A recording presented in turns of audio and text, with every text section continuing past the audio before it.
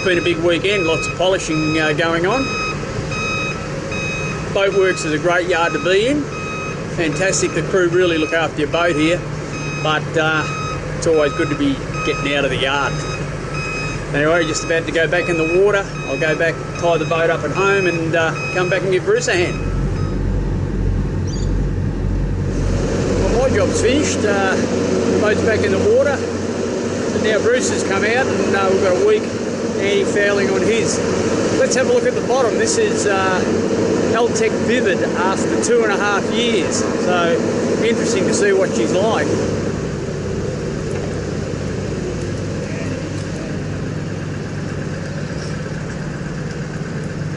So Bruce's boat's been in the water for 2.5 years, and you can see that the Vivid's still doing a pretty good job. There's a few barnacles on it, but not too bad really. The prop speed's not working anymore, that's for sure.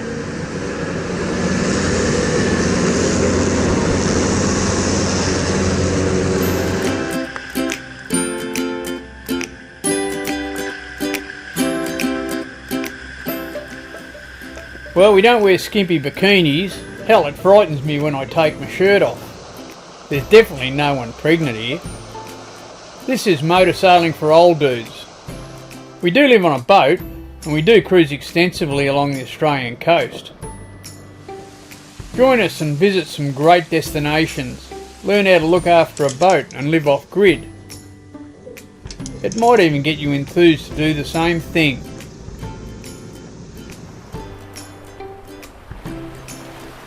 Hey, stay out there till you can't.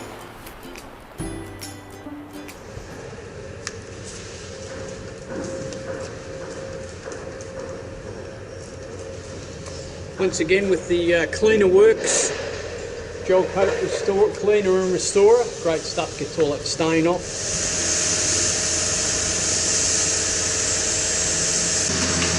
Okay, so this is how you do it.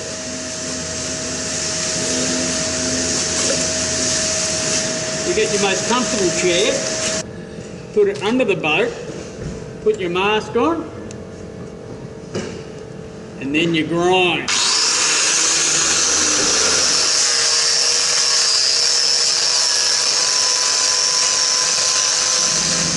One of the benefits of being an old dude is you don't have to wear earmuffs, because your ears have been stuffed from doing noisy work all your life.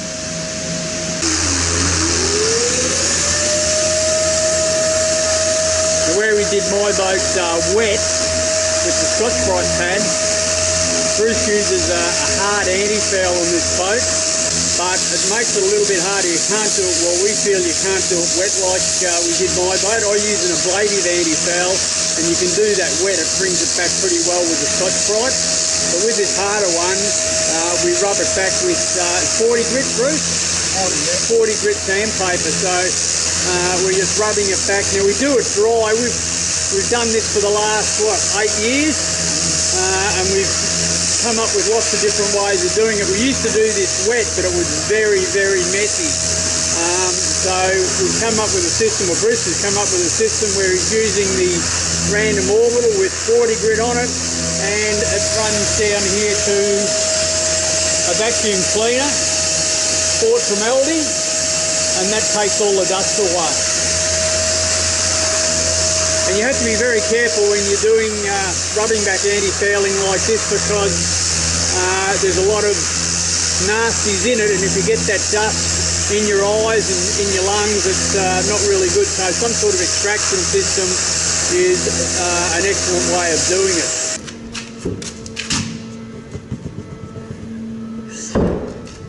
Okay, we've just discovered that the cutlass bearing that supports the end of the shaft, there's a bearing in here that supports the end of the shaft, and you can see there's a bit of play in it, so they're going to have to be replaced.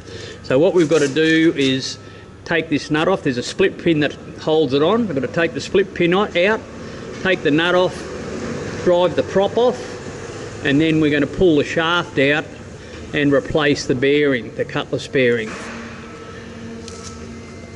You can see, we're a bit lucky with this boat that you can see that the shaft is not lined up with the rudders, so that means that we don't have to drop the rudder to get the shaft out. It'll slide out this side of the rudder. So that's the good thing about having offset shafts when you're doing a job like this.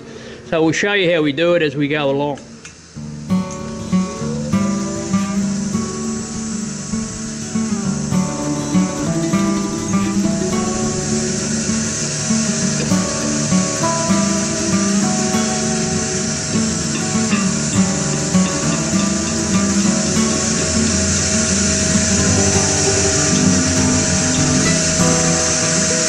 Okay, so there's the split pin out.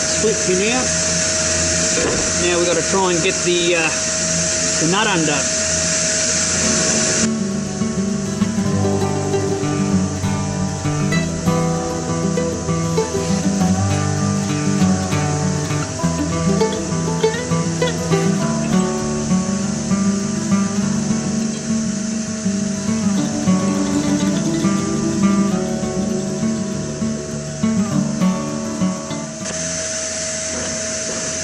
You can see the shaft has a hole drilled in the end of it. That's where the cotter pin goes through. And when you do that nut up, the cotter pin is held in one of these castellations in the nut, so that stops the nut from undoing. Put the nut on so it doesn't drop off. So we don't lose the prop. Just whack this against the side of the hole.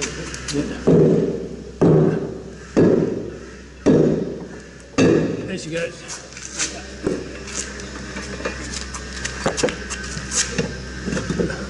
Props off, keys out. I've got Ready? the prop, yeah.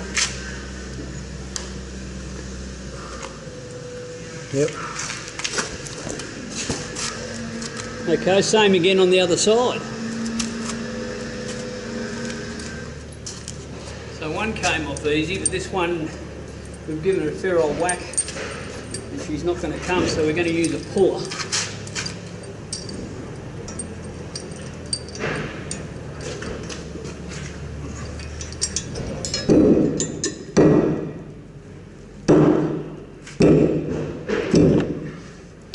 Oh, there she goes. Okay, so you can see that sometimes they come off easily, other times it takes a little bit of work.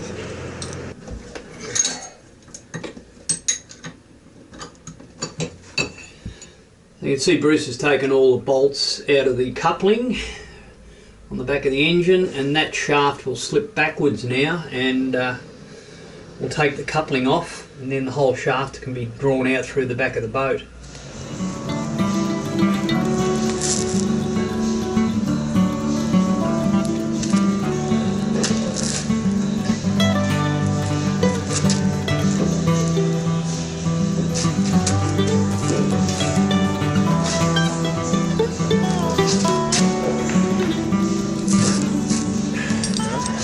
Because we were in a bit short of room up there, we couldn't show you exactly what we were doing. But that's the collar that fits upstairs. That's the nut. You don't need to tighten your nut real tight because you've got an Allen key, grub screw that goes down onto the nut to hold your nut in place. And to get it undone, of course, we had to put the socket up inside there, undo the nut. I had to get that socket turned down in the lathe to fit up inside the boss, up in there. And then we put a puller on it, on the end of the shaft, wound him out to get that off.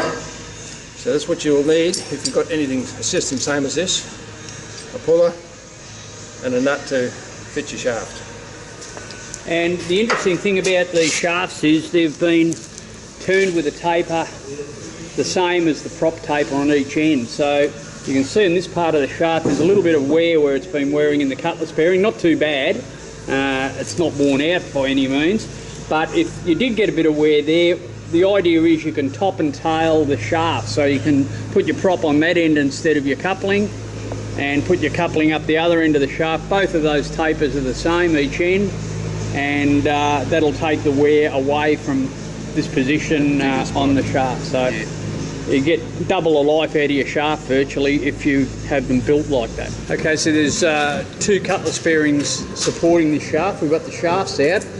Now what we're going to do is just put a bit of pipe up through the bit of Special tool. Bit of pipe, I reckon. Special tool number 7611-C, and you hit it with special tool number 14-98. Yeah. So we're just going to put that up the back there and pick up the back of the inside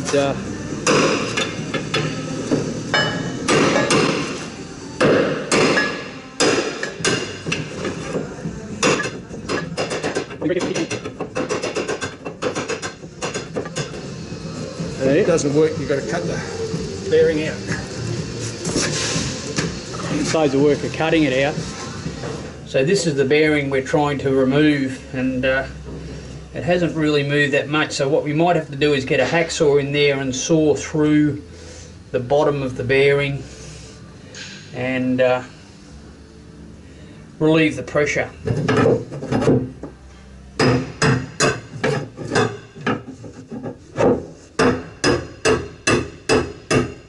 I don't know, Bruce, it's not moving much. These cutlass bearings tend to get pretty well locked in there. This is our new cutlass bearing. What I do is I actually mark the high point just so that when I put it in, that high point lines up with the grub screws. We'll get a high point there, and that being 90 degrees will give me another high point there, because when you put the grub screw in, I like the grub screw to go into the meaty part.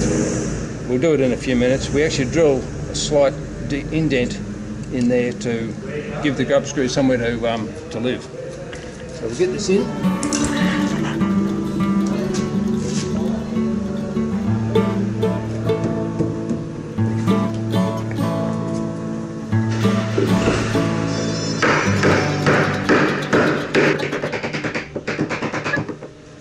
Cutlass bearings always go in a little bit easier than they come out, because when you put them in the water they swell up, and that sort of helps hold them in as well.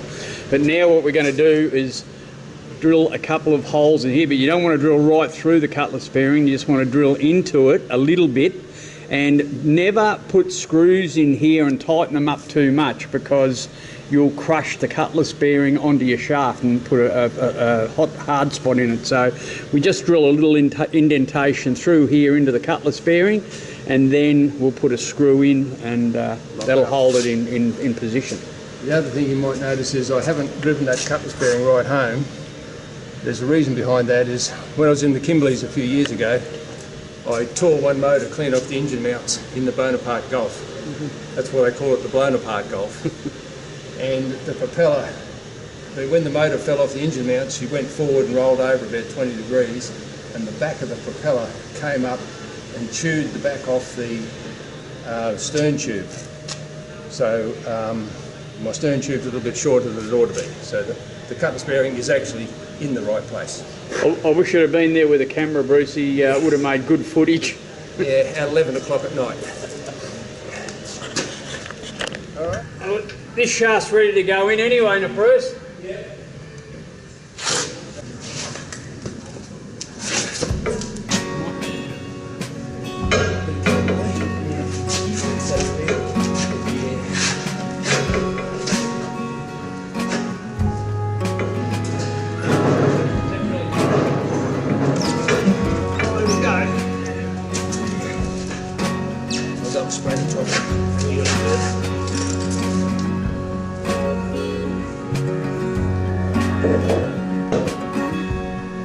Forward again.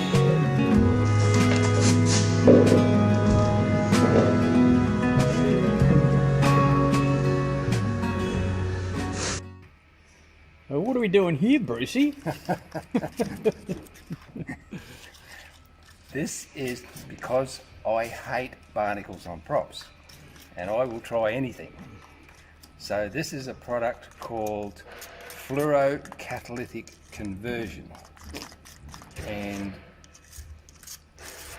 I'm only using it on the recommendation of a neighbour of mine who has had over 5 years out of his props without barnacles. And the only thing is, it only works on brass or bronze. You can't use it on stainless or anything else, so it's only good for props. And you mix it 50-50 with hydrochloric acid. Ooh. Yeah, bad stuff. That's why I've got double gloves on. Now we're about to sponge it on the props. You see what it's done to a piece of copper pipe. Clean it up a bit. Clean it up.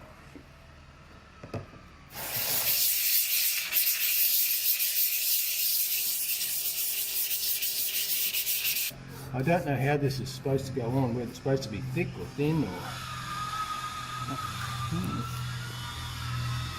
It must just etch into the prop, you'd reckon, so. Must do. So we'll let you know how this goes in a couple of years' time. If anybody knows anything about this stuff, I believe it was invented in Western Australia somewhere, in one of the government departments over there. Yeah, let Norm know in the comments if you know what it does or anything about it. The other thing I do know is you can't use zinc anodes with it. You've got to change over to copper anodes, which I'm going to do. So yeah, it'd be interesting if anybody knows anything about it.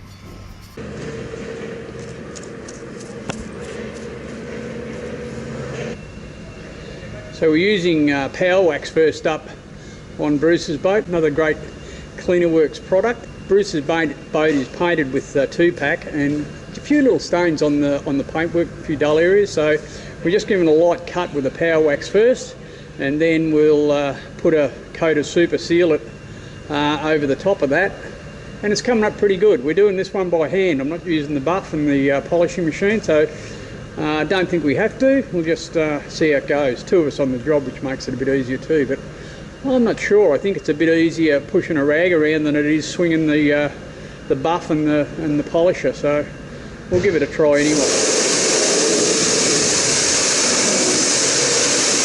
Well, today's been all about masking up, ready for a bit of spray painting in the morning. It's a bit different than my boat. We rolled the antifoul on my boat out in the hard stand.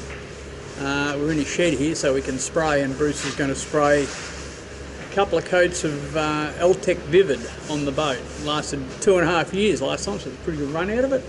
So we'll put a bit more Vivid back on with the airless spray gun. Fun and games. So what are we doing, Norm? We're vinegarding the spots that have gone back to epoxy. So where it's got a little bit thin, the antifoul, we put a bit of vinegard on, and the antifoul over the top. Good stuff. Good stuff.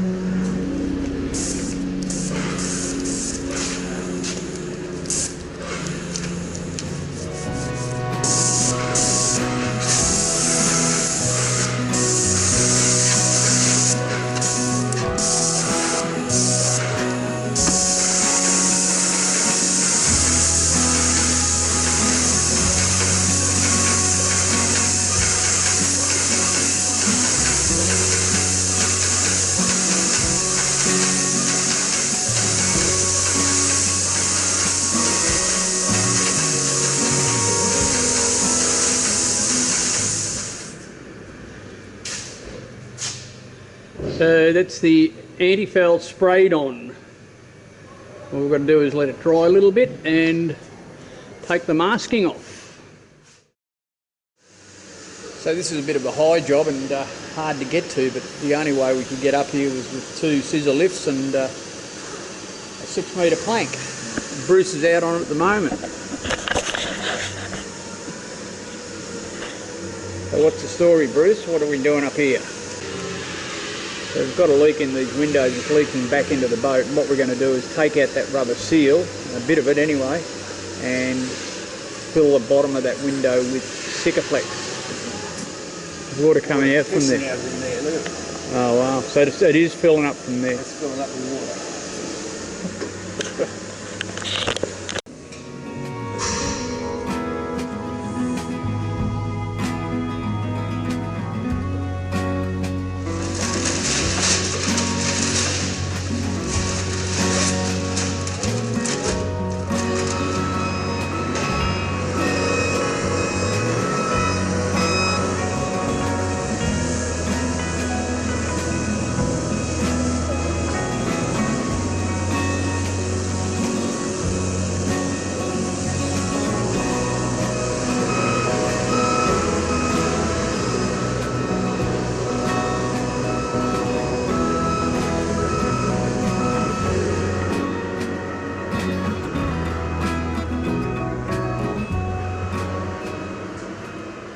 Well, 2 boats in 2 weeks. Need a bit of a rest now, but there's no rest for the wicked. I've still got one more job to do, and that's install the freestanding water tanks. So they're being made at the moment.